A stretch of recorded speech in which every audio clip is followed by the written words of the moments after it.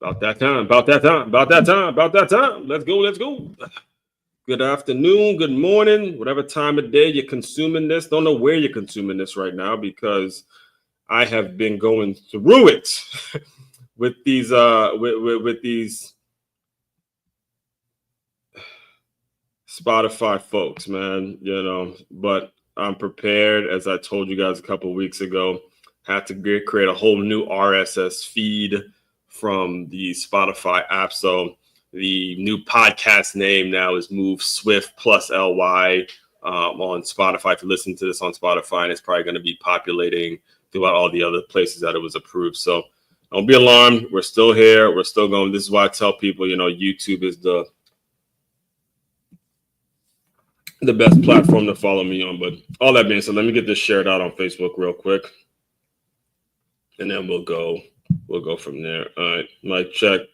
Facebook. Let me get this shared out on Facebook real quick. All right, here we go with that. Good. Come on. All that being said, let me get this shared out on Facebook real quick. All right, here we go with that. Good. Come on. Hold up. Give me a second, guys. Give me a second. We're coming. We're coming.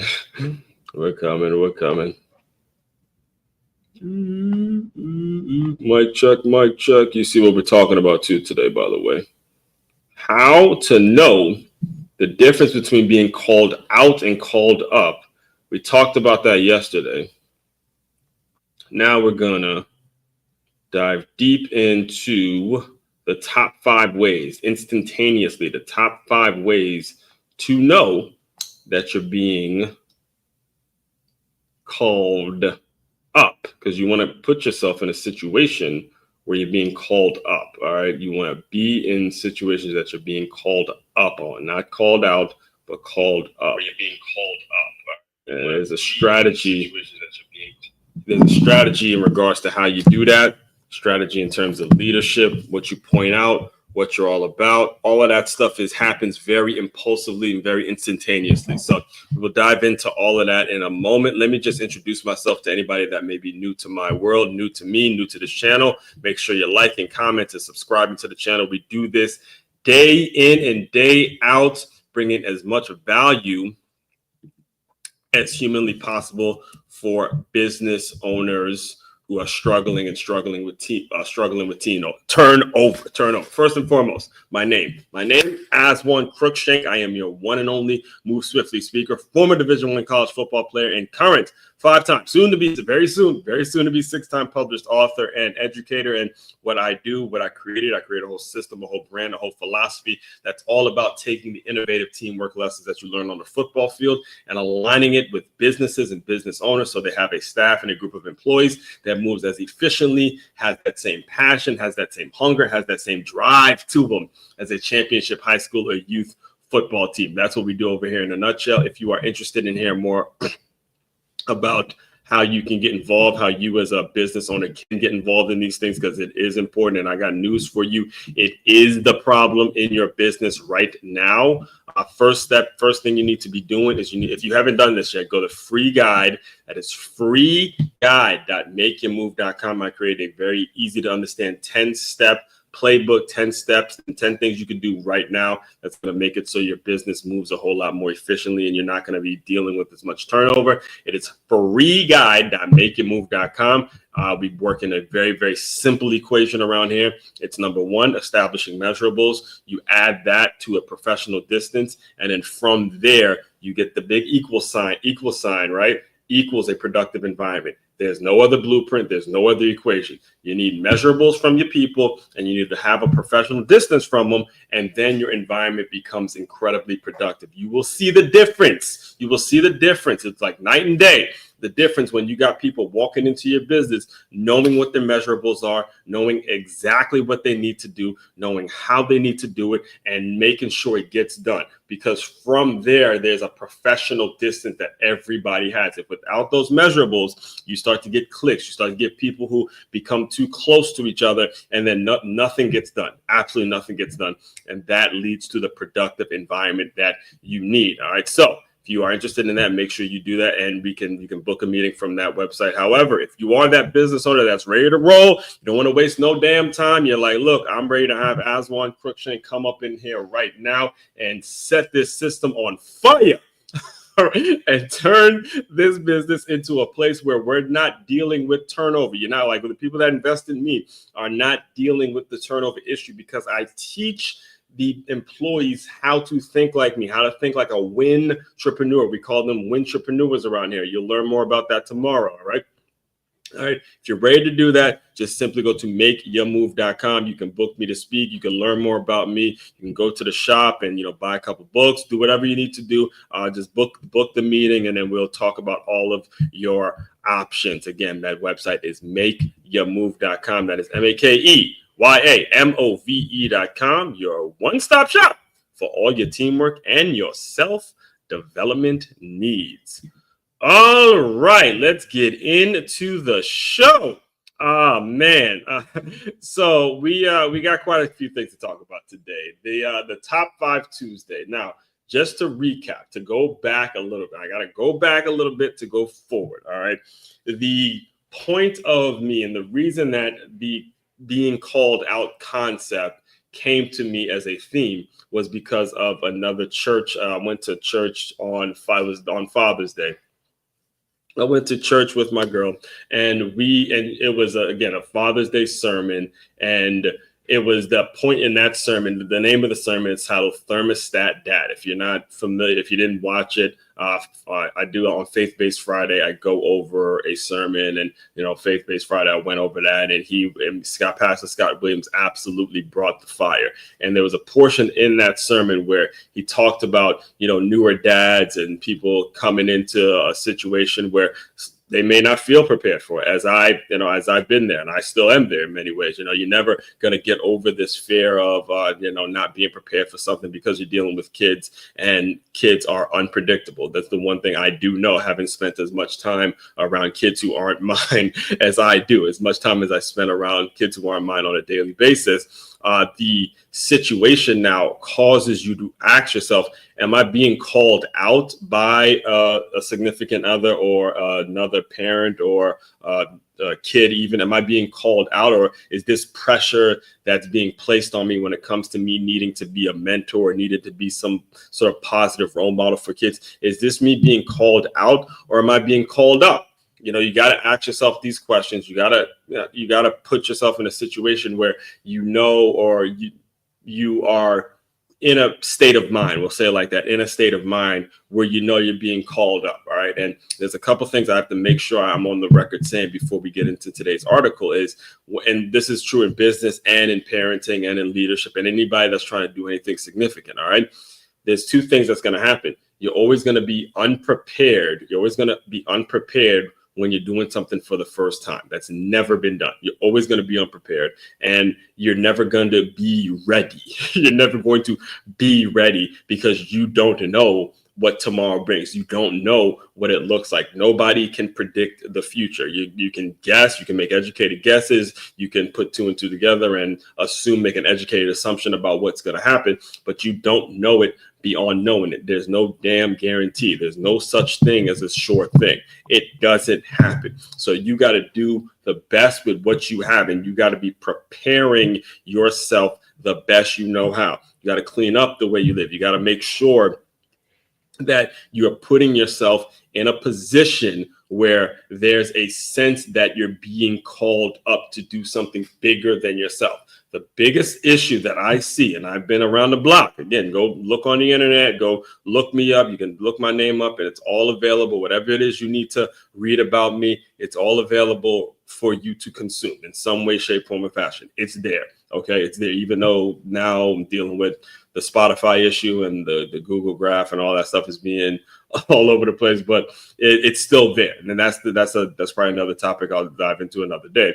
But the truth is, the biggest issue that I've seen when it comes to people not getting to the places that they want to get to is they're so afraid of being wrong. They're so afraid. They spend their entire life trying to cover up mistakes. They spend so much time trying to cover up situations as opposed to owning mistakes, as opposed to owning a mistake, moving on, and then saying to themselves, I will never put myself in that position again. again. I'll never put myself in that position again. I will only put myself in positions in which I'm elevated, which I'm being elevated to another level. That's what we're going to take away from today's lesson today, today's live stream today, is you got to know when you're being called up, and there's a strategic process. There's a strategic process, and there's a way of thinking that allows you to think like that. All right. So here we go from the article. Now, if you're listening to this on the Move Swiftly podcast, I'm reading directly from the article. That is medium.com. Make sure you follow me there. It's medium.com at Move Swiftly 44. I am considering giving out a free book for the people who do follow me on Medium. So again, more information for that to come. So Top 5 Tuesday, top 5 ways to know you are being called up. And we started with the headline. 1990 is 1995, right? Yep, 1995, March 19th, 1995. 2 words. Michael Jordan is coming back to the NBA. 2 words. I'm back, baby. Oh, this is why we're the Move Swiftly Sports Marketing. All right, it's Move Swiftly Sports Marketing. What the reason that headline? And again, I write all my articles. I use ChatGPT from a proofreading standpoint, or maybe to organize it, but I still have the creative control. This came to me while I was writing, because every single Tuesday for over a year, I've done some sort of a top 5 list, something that was significant, some relevant thing when it comes to Top 5 Tuesday. All right. So when I was thinking, as I was sitting back writing it, it was like, okay, here we go. I'm back. I'm back. And the reason that the Jordan thing kind of hit me is because Jordan wasn't the baseball player that he was the basketball player. So he did the baseball thing, and obviously it wasn't as successful for him when it came as it was on basketball and stuff like that. So to know you're being called up sometimes it's back when Jordan came from baseball and said, you know what, fuck this baseball shit. I'm coming back to basketball and just going straight dominate on these boys, man. Straight turn up and show people why I'm Michael Jordan. Show people why I am Michael Jordan. So that was the inspiration in terms of why I wanted to lead with this headline, and it's a legendary headline. I'm telling you. Let me look it up for you real quick. So there's T-shirts. There were T-shirts made from this headline. I'm back. That's how big of a. If you didn't know, that's what it was. It was a big deal in terms of that time. This was before social media. It's an infamous headline, and it's just like the thing is what's so great about it is it's just like the company that he represents, right? The Nike, right? Just do it. Such an effective headline. Just do it. Again, we knew the story. He left playing ball, and then he goes to play. You see what I mean? There's T-shirts saying "I'm back." He left to go play baseball, and then he comes back, and it's just simple 2 words: "I'm back." This was a huge announcement. I'm back. I'm back. I'm back. Oh man, you see, that's what's classic vintage stuff, man. Vintage stuff. All right, let's get back into it. Let's get into it because I'm getting excited. All right, so March 19th, 1995, the infamous Facts headline from Michael Jordan simply read, "I'm back." Well, we're back too. The Move Swiftly sports marketing firm is back with another Top 5 Tuesday, building on yesterday's question. Are you being called out or called up? Let's move the conversation forward. Today, we're breaking down the top 5 ways to know you're actually being called up and not just corrected. There's a subtle difference. Oh. There's a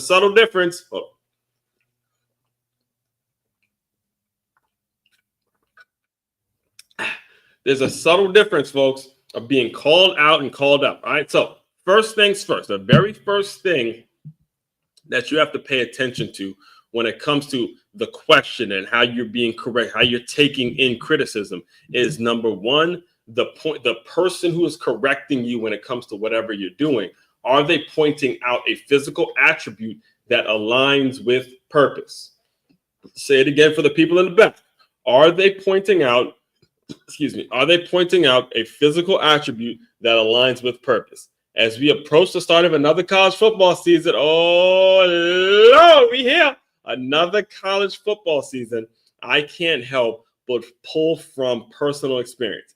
Back in 2009, I just transferred to Stony Brook University. I played linebacker. One of our incoming freshmen was a kid named Kenny. First linebacker drill, the coach said, "You got a nice big ass and strong thighs on you. If you drop your hips right and explode, you're going to hurt some people." Now, that may sound funny out of context, but it was not disrespect. It was recognition. The coach wasn't criticizing him. He was saying, your body type is perfect for this role. Now use it.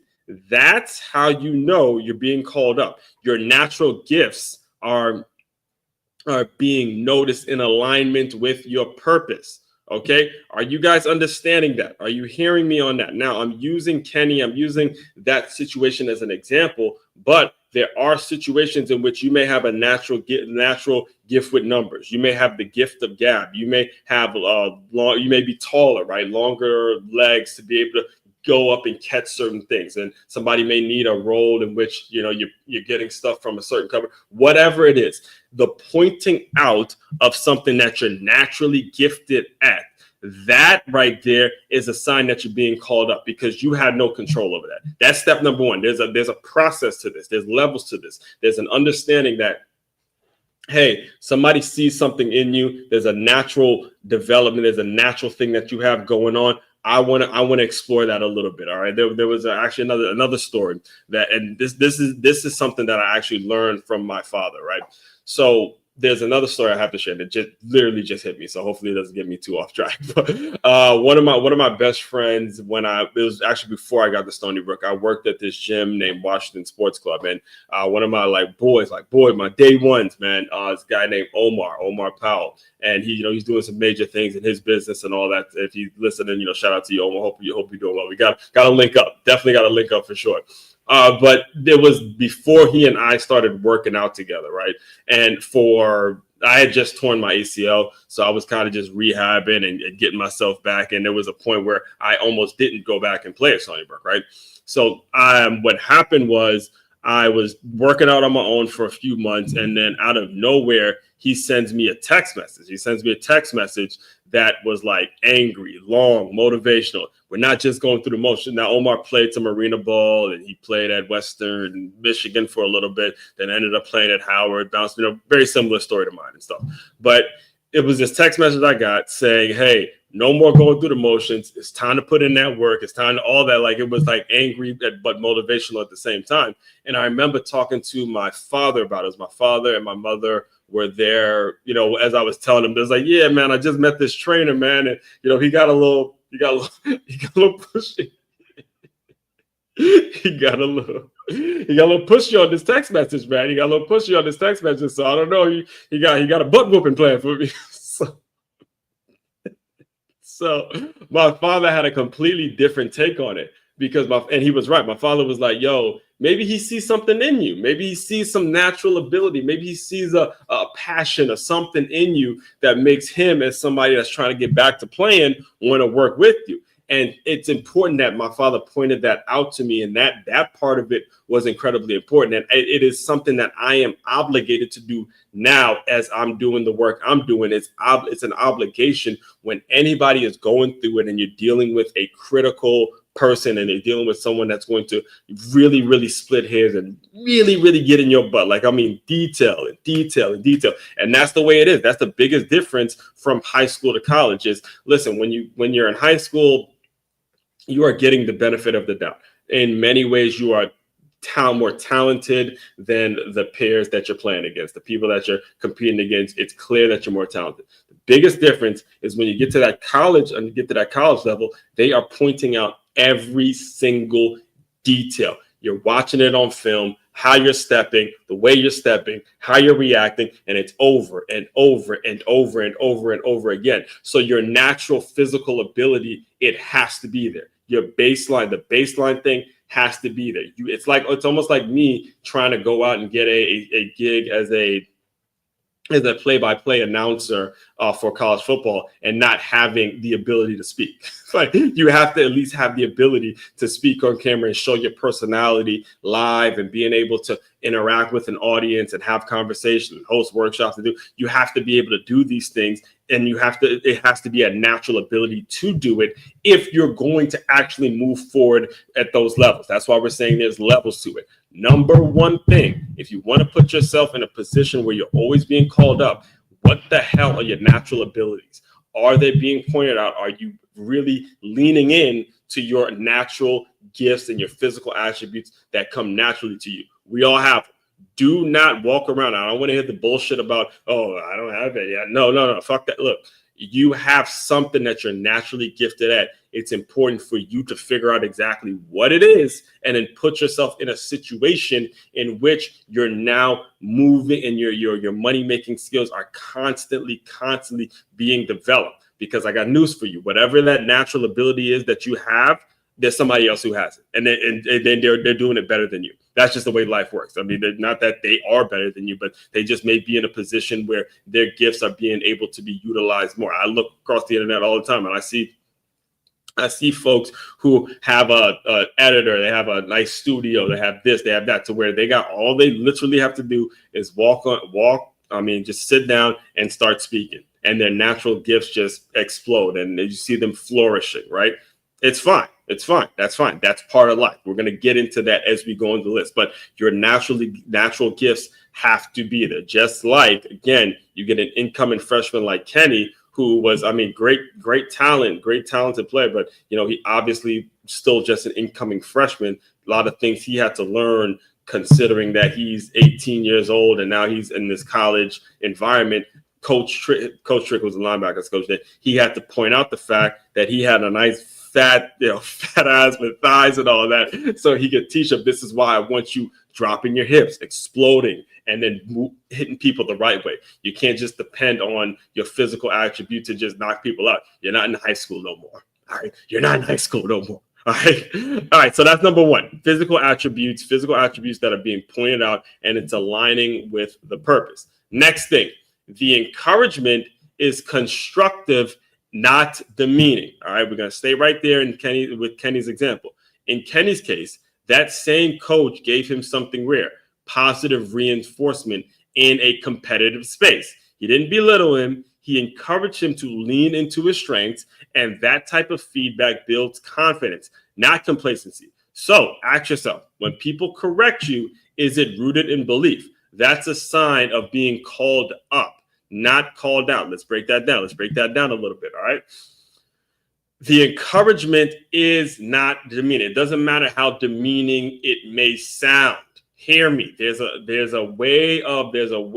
understanding that you have to have when you are being corrected for a certain thing.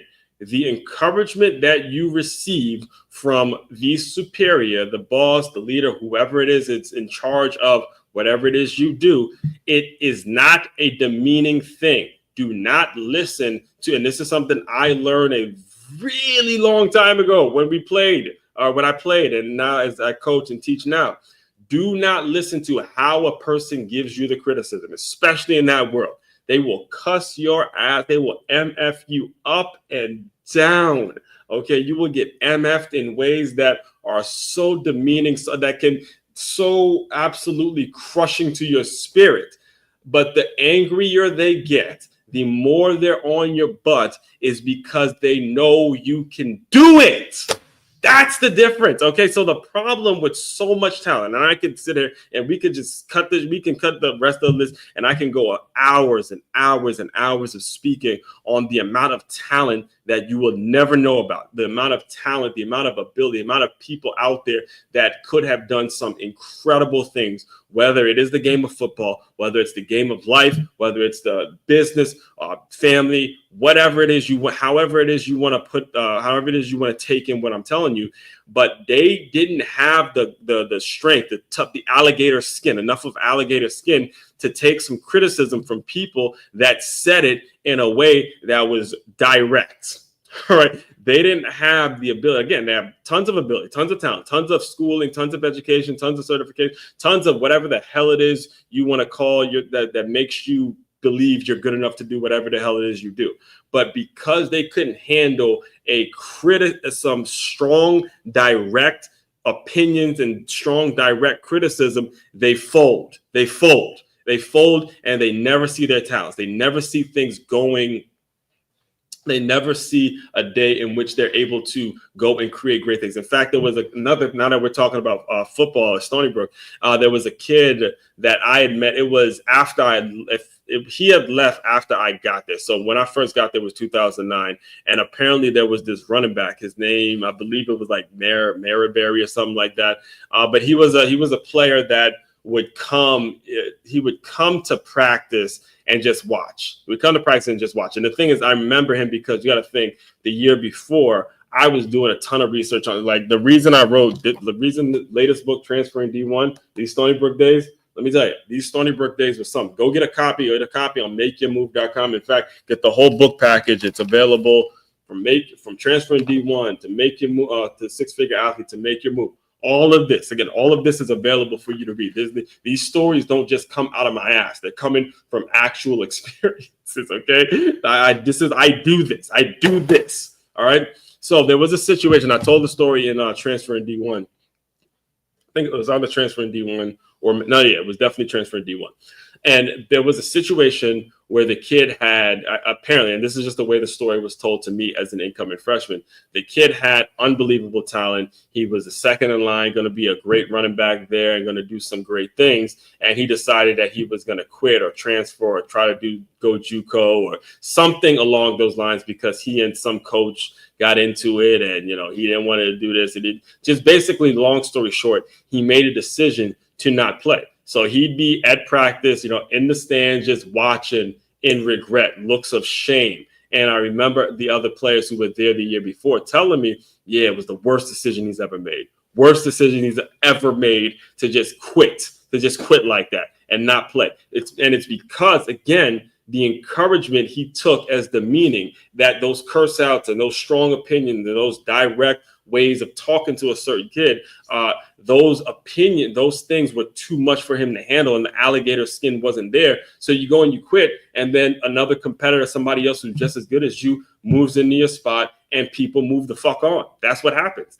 If you're not tough enough to take some strong criticism, what people will do is they'll move the fuck on and keep the shit moving. All right. There's no time. Again, tomorrow is not promised. Tomorrow's not guaranteed. There's no damn time to be waiting around for people who just don't get it, who are just so stuck in their own bullshit that they can't even listen to some criticism, some hard, strong opinions about them. Then you're not fit for the job. All right. I had to live with my whole life.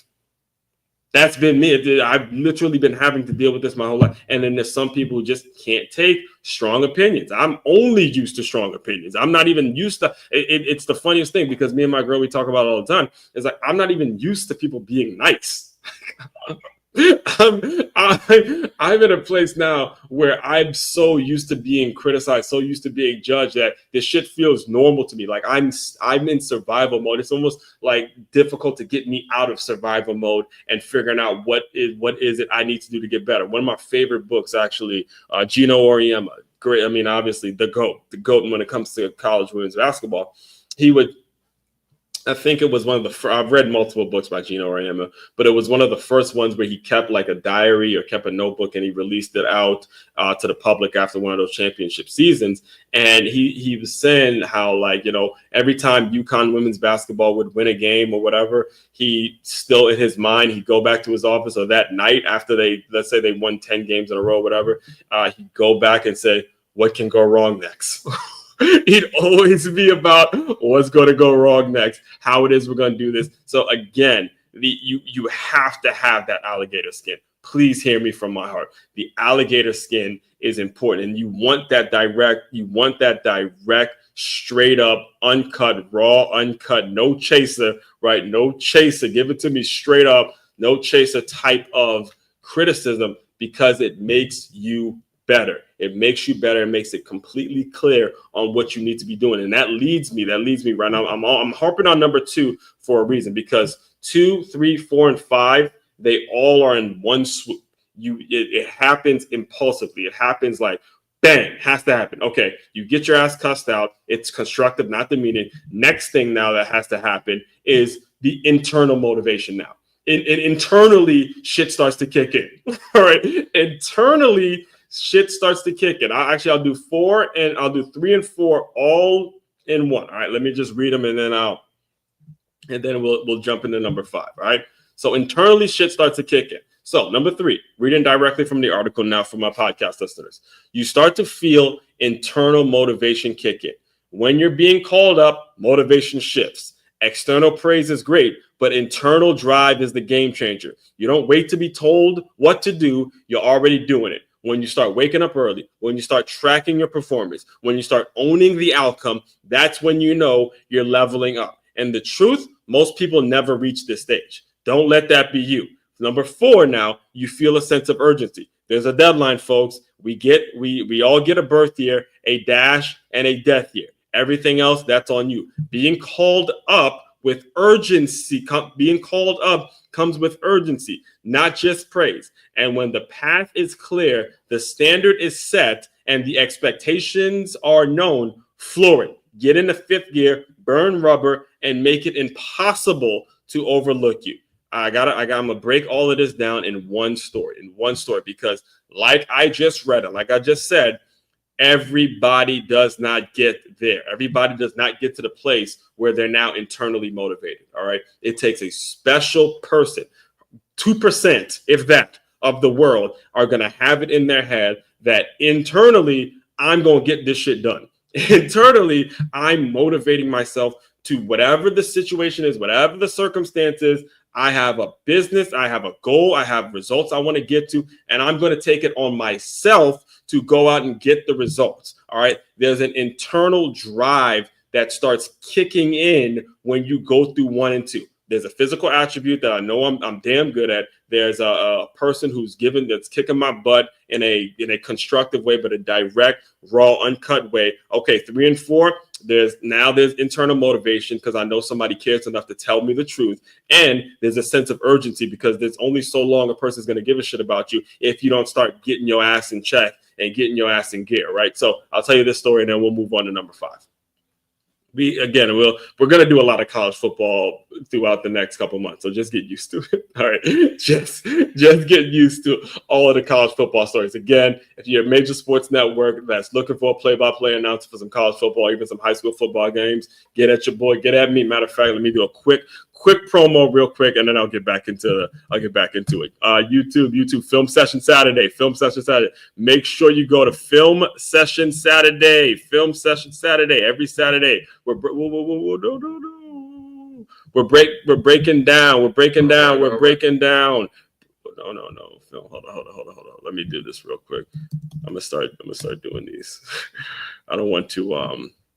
There we go. Film Session Saturday. Breaking down the entire game of football, not just what the quarterbacks do every single Saturday. We're breaking down games, seeing who did what it's all about. I will be doing this every single Saturday until I get me a contract with a major sports network to do the play-by-play games, whether it is high school, preferably it's going to be college, whether it's D2, D3, D1, whatever it is. And I'm open to doing high school as well. Again, holler at me when it comes to the play-by-play. All right, back to the show.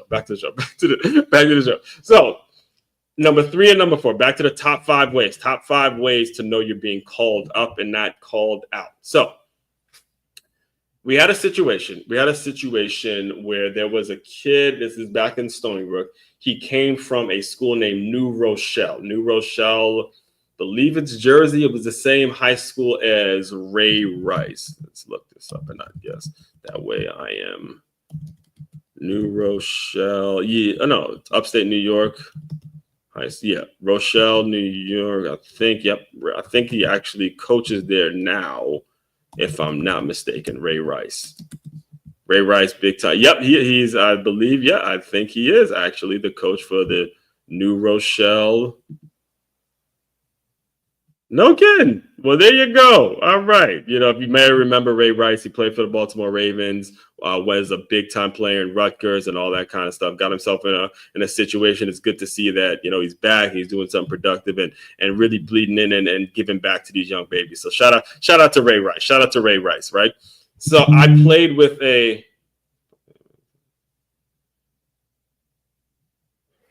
I played with one of his teammates when I was at Stony Brook, and I'm not gonna put his name out there, but he was he came in on full scholarship. He was an offensive lineman. And long story short, he wasn't performing to the expectation of the coaches. All right, wasn't performing to the expectation of the coaches. And there was I was scouting back when I played, so I picked up on all of this stuff because I was there taking notes, figuring out what it is I need to be doing to get better. In my second career once football was done and all that kind of stuff. Right. So there was a situation where, as an offensive lineman, you got to know your assignments. You got to know where you need to be. You got to know how, to block this and which lineman is this and all sorts of things that you need to know when it comes to how to be a great offensive lineman. All right. So long story short, he doesn't know an assignment. He doesn't know some assignment. And Coach P, who was the head coach at the time, who had, the reason I personally have become that leader or become that teacher, that coach, that educator, that person that gives direct criticism when it comes to the way I deal with my students. A lot of that came from what I picked up when it comes to Coach P, right? And he goes to the player and he goes, "Hey, weren't you supposed to block so and so on this play? If this one happens or if this blitz happens, weren't you supposed to pick up on this blitz?" Some sort of a conversation like that, right? And then the player looks at him like, "Oh yeah, I just gives him this blank stare." And then Coach P goes, "I'm telling you right now, New Rochelle's real fucking close, dude. New Rochelle is real close." Pretty much basically saying, I am this close to cutting your ass and sending you back to your high school, sending you back to New Rochelle, New York, because you can't play here if you don't know your assignments, if you don't know where the hell it is you're supposed to be. And it was a pause because you reach a point as a leader where you're done talking, where you're tired of fucking talking, okay? Where you're done talking and tired of giving someone as much advice and tired of telling a person this is what you need to be doing, and they just decide not to listen. And there comes a point where you get tired of it. So there was a pause when it comes to Coach P. As he said it to him, he goes, "New Rochelle's real close, dude. It's real close, real close." I was standing right behind him. And this is my first impression of Coach P and all that. So I'm standing right behind him. And then as the next play goes by, he looks at him. He goes, "I wouldn't tell you that. I wouldn't tell you that if I wasn't serious. If I wasn't serious about what the hell it is if I wasn't serious about sending your ass home, I would not say that to you. All right. I would not go that far in terms of how I criticized you, what it is I say to you, what it is I say about all. I wouldn't take it that far. Just wouldn't. All right. Just wouldn't do it." And this is the truth about the difference between, that was a person who got called out because he's not being called up at this point. At this point, the coaches have stopped trying. They stopped caring. They're ready to replace your ass with somebody that can fucking play. Okay. That's the difference. The difference right there. He got called out because he didn't know what the hell it is he was doing, not called up. And the more you get called out, the more likelihood it is that a coach sends your ass or a leader sends your ass packing. And you don't want to be in that situation. You don't. All right. You don't want to be in that situation. So finally, number five. And then I can go on tangents on each one of these points, but I'm filtering myself. I like to keep these at 45 minutes because I get excited when I start thinking about these stories and understanding how much it relates to business and how much and the type of organization that you need to be running. All right. So number 5 is the competition forces you to rise. The competition. Let me get a sip of water. I'm going to get a sip of water and then break this one down.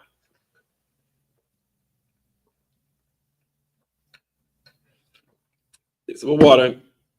Let's break this down. All right. Competition forces you to rise. Let's end with one more story from my Stony Brook days. All right.